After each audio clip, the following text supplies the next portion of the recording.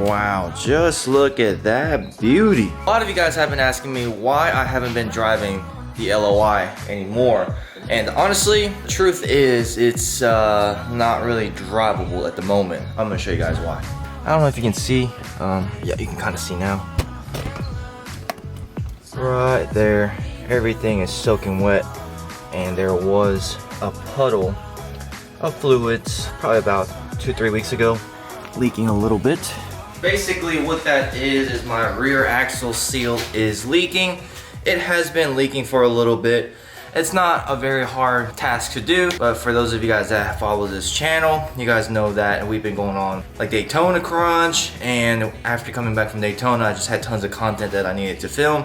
And I really haven't made myself make time to fix it just because L5P has been a blast to drive. So I really didn't even miss the LLY. Also, the AC doesn't work. So with that being said, I felt like this would be a perfect video to tell you guys exactly everything that has been wrong with the LLY. For those of you guys that actually do follow, like I said, you may know the LLY was down about 2 months ago, 3 months ago, because the FICM went bad. Now that the rear axle seal is leaking, it's like I can't keep that truck running. But that's definitely something you guys are gonna run into when you buy a truck that's 15, 16, 20 years old. So I felt like this would be the perfect opportunity to tell you guys everything I had to replace since buying that truck. I made a full list right here of everything that I needed to replace. It's like 3 pages long. Everything I had to replace, and I've owned it for 2 years. Some of the stuff I wanted to upgrade, and then some of the stuff I needed to upgrade. So let's go ahead and get that started. I bought the LLY 2 years ago, right before SEMA. So this was 2019. This was right before SEMA 2019. I bought it on October 22nd of 2019. When I bought that truck, the gearbox was leaking, and I was aware of that. I knew I was gonna replace the gearbox anyway, so it didn't matter to me. And the torsion bars, man, that guy, I thought it was on a 4-inch lift kit when I went to go look at it. Come to find out, it was actually just level. It had the keys turned up, and he had some 34-inch Michelin tires or something like that. They were kind of like street-ish all-terrain tires. That thing made the truck look really big. Under the truck, the CV axles were like this. It still had the factory shocks. It just did not ride good at all. Shocks were no longer absorbing any kind of impact. It rolled like a pogo stick, and I knew things had to be done. And just by seeing that, I knew the front end components weren't replaced. When I bought that truck, I told myself I was gonna completely rebuild the front end anyway, so it wouldn't be a big deal. When I was buying that truck, I was asking all these questions. One of the questions I ended up asking was, I asked him if the Hydroboost has been replaced. And he told me that the Hydroboost was replaced. They used the Hydroboost from AutoZone. I'm not a huge fan of, just because I've had an AutoZone Hydroboost on my LML before and it failed on me. Like the moment I got it, it was leaking in the box. I wasn't sure if it was actually leaking or not.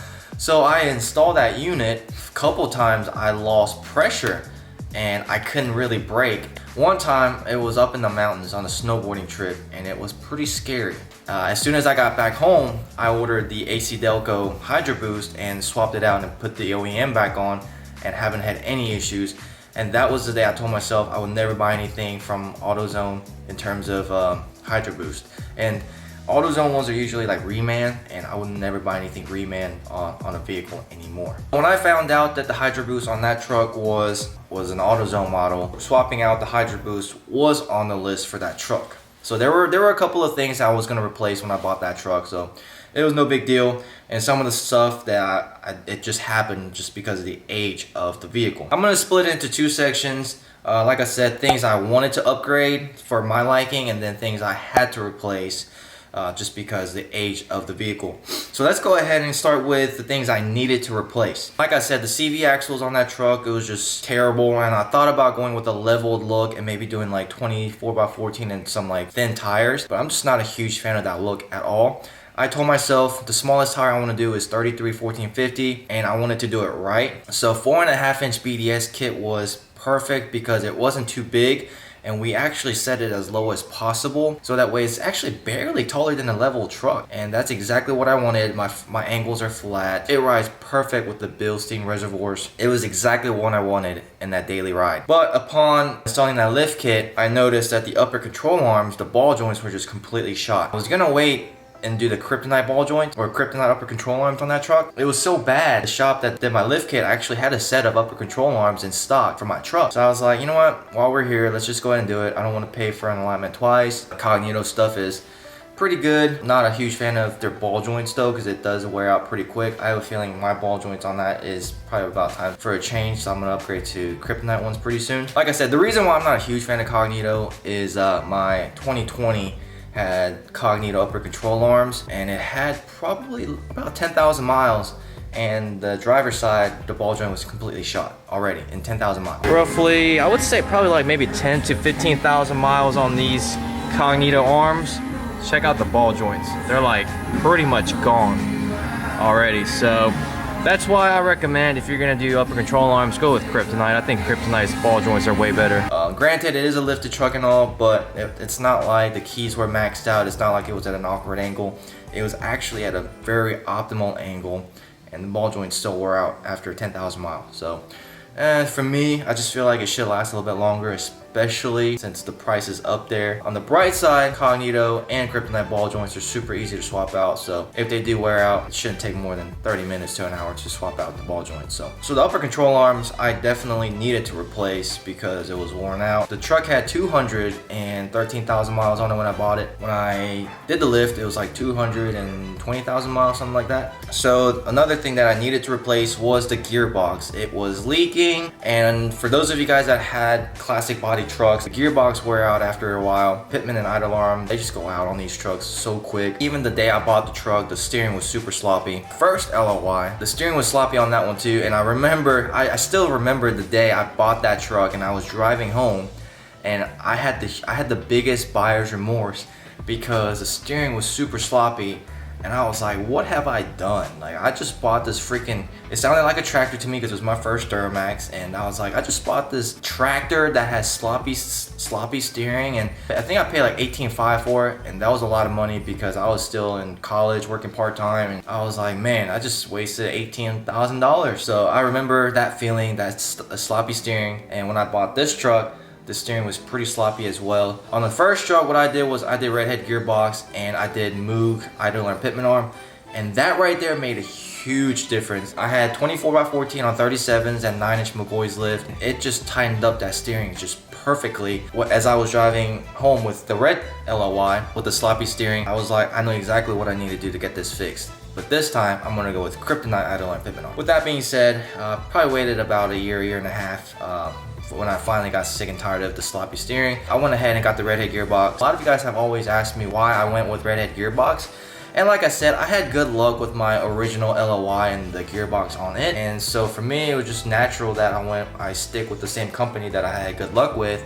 Also, my friends, Dalton has Redhead Gearbox and he hasn't had any issues. Back when I had the OG LLY, a lot of us ran Redhead Gearbox back then and we were all pleased. I remember having good experience with them. I didn't really want to experiment with anyone else. So I did that, and then I did the idler and Pitman arm kit from Kryptonite. That right there made a huge difference.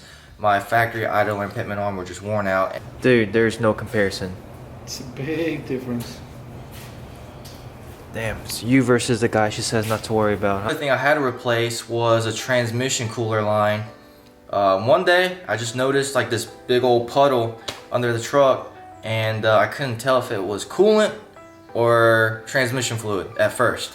And I was freaking out. I was like, holy cow, it's coolant. I probably blew my head gasket, and that's gonna be like 5 to 10 grand to replace. Man, that just sucks, because I just wasn't expecting to pay. And then I went under it, and it wasn't coolant. It turned out to be transmission fluid, and apparently it's a very common issue with these trucks for the trans line to rust out, or the crimp connection gets bad over time. I mean, it is 15 years old. It is natural for those to go bad. So I went ahead and got Fleece transmission line. I think, in my opinion, it does shift a little bit better now, but it could all be in my head. I don't know. And then everything was good. Everything was lovely. And then met up with Alex one day to go take some pictures downtown.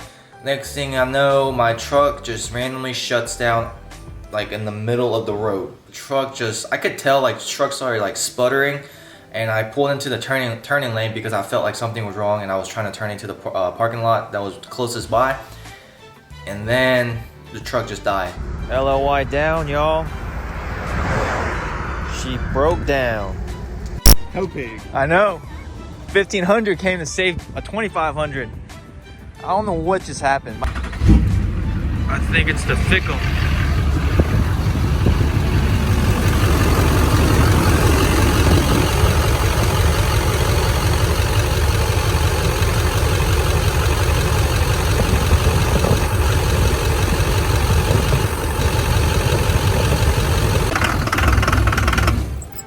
See? You didn't touch anything though, did you? No.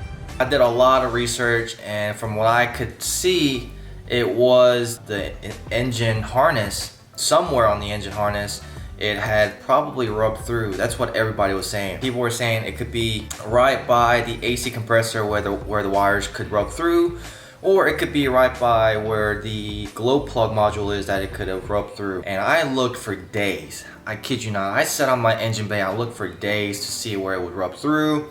I replaced the pigtails. I did everything I could possibly do in 2-3 days. Kept running into the same issue, and I was getting really sick of it. After looking at the harness for almost a week, one of the guys on Instagram, I will put his tag right here, he messaged me and said, hey, I actually have an extra harness laying around that I don't need. He was doing a full engine rebuild under his truck, getting everything powder coated, and he said he just didn't want to have an old harness laying around, so he went and got a new one. So he sent that to me, so huge shout out to Driveway Built Duramax for doing that. He sent that over to me. Some of the plugs that needed to be replaced on his. So basically what I did was I took mine, I removed my engine harness, got his, and I pretty much like Frankensteined it, but I fixed all the connections that needed to be replaced on his with mine. So it was pretty much good as new. And he said he didn't have any issues with that harness. So that harness was good. It's just some of the places it rubbed through, and I just didn't want that. I heat shrunk everything. I put the Testa tape all the way around. I mean, we made sure that harness was good. I would say it was probably about as good as a brand new harness. Put that on there thinking it would fix it. Fired the truck. Sure enough, same exact issue. I went ahead and put the new engine harness, connected everything, made sure everything was good.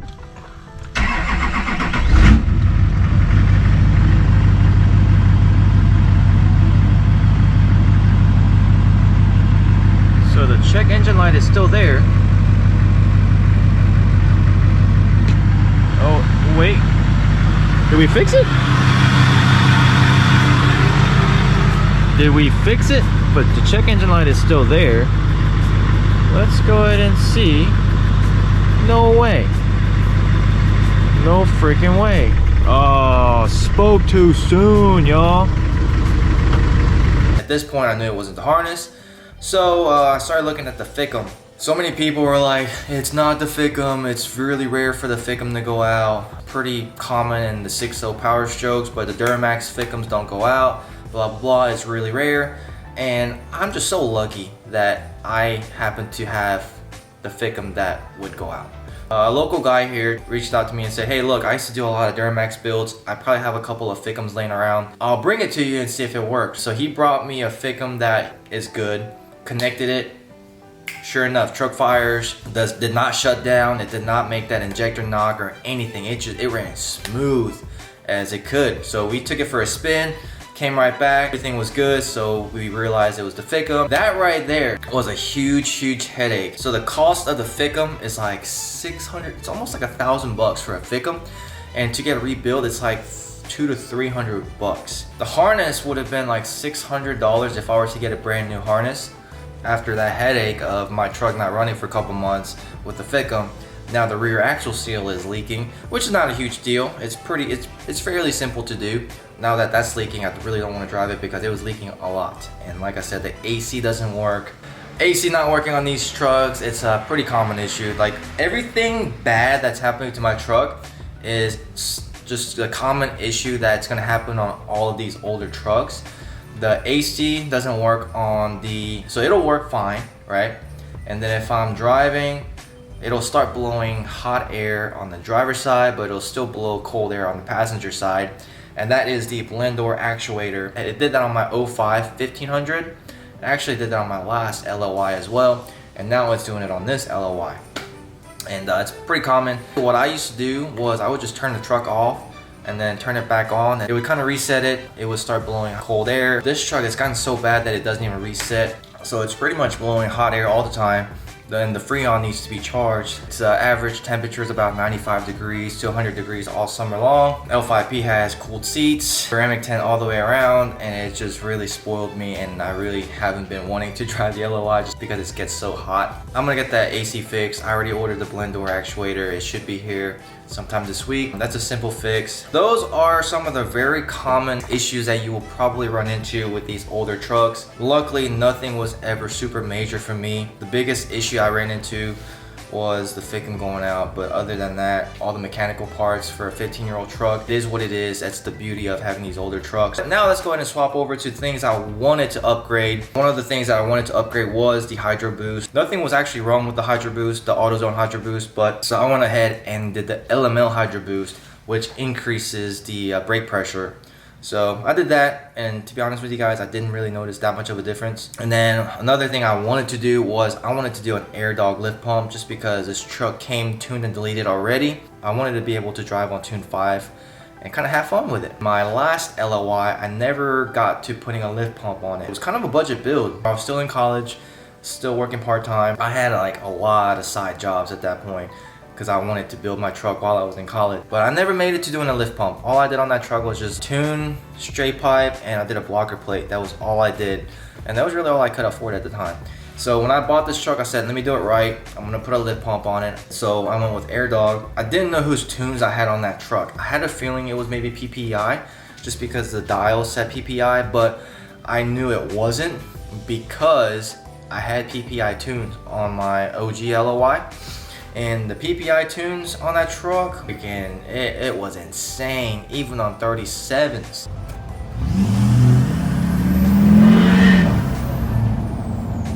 And I probably should have put a lift pump on that truck because the amount of smoke and the power it had. And it actually smoked a good bit too. PPI tunes on my first LLY, that was probably like the strongest tune I've ever had on any of my trucks. And I knew for a fact that that LLY, my red LLY, did not have PPI tunes just because it didn't run. It was kind of slow. So what I did was I reached out to SDT and got fresh new tunes through them, and that actually really woke the truck up. And I've said this before, I can actually really compare the SDT tunes with the PPI tunes in terms of the truck waking up. When I bought that truck, the owner told me it was tuned, and I tried to get on it, it really wouldn't go. And I was like, this doesn't really feel like a tuned Duramax. I know what a tuned and deleted Duramax feels like. And when I got the SDT tunes, literally all I did was just new tunes, and it woke that truck up. It actually drove like you would expect a tuned truck to drive, and it kind of brought back the memories from when I first tuned and deleted the white LLY. It kind of brought back the nostalgia of that. So that really woke the truck up. And then another thing I wanted to do was, I upgraded the turbo to Ryan's Diesel Services 64mm turbo. And with this truck, I wanted to do everything I couldn't do on my first LLY. So I went under the hood and did all new piping with HSP.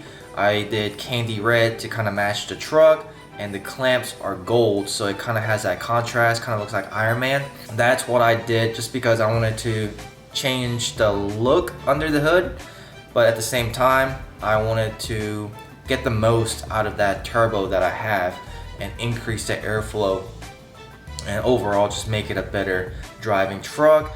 And when I was doing the turbo, I actually did the 3-inch down pipe as well. That right there made a huge difference. Just the down pipe. I did the down pipe way before I did all the piping, but the down pipe by itself made a huge difference. Throttle response was better. And then once I did the HSP piping under the hood, man, the throttle response was just like 10 times better compared to all the stock piping. I put a 4.5-inch lift kit on it. That was something I wanted to do just because I wanted to make the truck ride good. I did not like the fact that the keys were all jacked up when I bought it. I kind of wanted to like prove myself that, look, this build is going to be better than the first LLY build. Let's go ahead and do everything you can possibly do right on this truck that you couldn't do on the first truck. I already went over this, like Kryptonite, idle and pitman arm.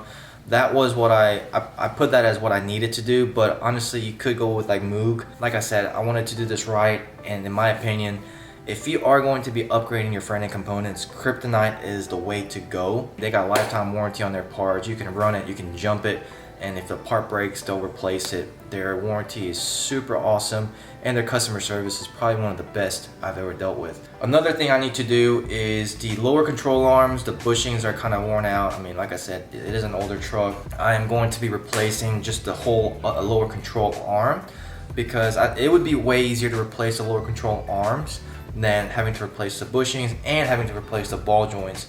So I'm gonna go to Rock Auto, buy a whole new lower control arms, brand new. That's gonna be next on the channel, replacing the hubs with Kryptonite hubs. I believe those are factory. They're still good, but I'm gonna start driving this truck on longer distances. I wanna make sure I have Kryptonite hubs that can handle the width of my setup right now. That is pretty much everything I've had to replace and I wanted to replace on that truck. Some of the components I wasn't planning on replacing, like the transcooler line. It just happened. Actually, it looks like it happened to Truckmaster recently as well. So it just happens on these older trucks. You can't really hide the age of these trucks. That's kind of the beauty. One thing I tell people is, people ask me all the time, should I buy a newer truck or an older truck? Older trucks are gonna be cheaper, obviously. I don't know about the market right now, but older trucks are obviously going to be cheaper, but you are going to be dumping more money into maintenance aspect of it. But at the same time, every time I had to dump money into the maintenance part of the truck, I'll always put upgraded components to make the truck run better, perform better. So that is kind of the pros and cons of an older truck. You will have to do a lot more maintenance on these trucks, but at the same time, I look at it as like an opportunity to upgrade. With that being an older truck, components aren't as expensive. That is it for this video. Let me know in the comments below what you guys thought. I know you guys missed the LLY. I know I did too, but we are going to be just completely rebuilding that truck. We do have a show coming up in September. Right now, we don't have all the information yet, but just know that it is going to be September 25th in Augusta, Georgia. I'll be hosting it with Mondo at Elite Innovations and Alex, the Southern Showstopper. So it's going to be 3 of us throwing that show. Make sure to come out. Let me know in the comments below if you guys are going to be coming. But like I said, the main goal right now is to rebuild that truck, to kind of showcase it at the truck show that we're hosting in September. So I have about a month to 2 months to get that looking right and get it running right too. So hope to see you guys there, but thank you guys so much for everything. If you enjoyed this video, please give it a thumbs up. Please hit that subscribe button. Our goal this year is to hit 100,000 subscribers, so every subscriber counts. Please share this video with somebody, tell them to subscribe, because it would just mean everything for me to achieve the goal of hitting 100,000 subscribers this year. But thank you guys so much for everything. I'll see you guys next time. Peace. Alright, so we got a new plate for the LLY. I figure whistle would be perfect. I tried to do DEF LOL for the 2020, but that one's already taken.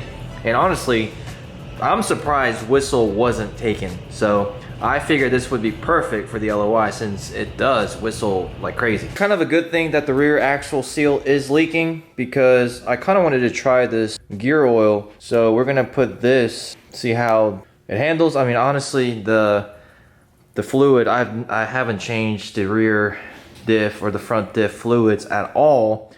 I really should, but I've been slacking, and this would be the perfect opportunity to use the Hot Shot Racing gear oil. Like, comment, and subscribe.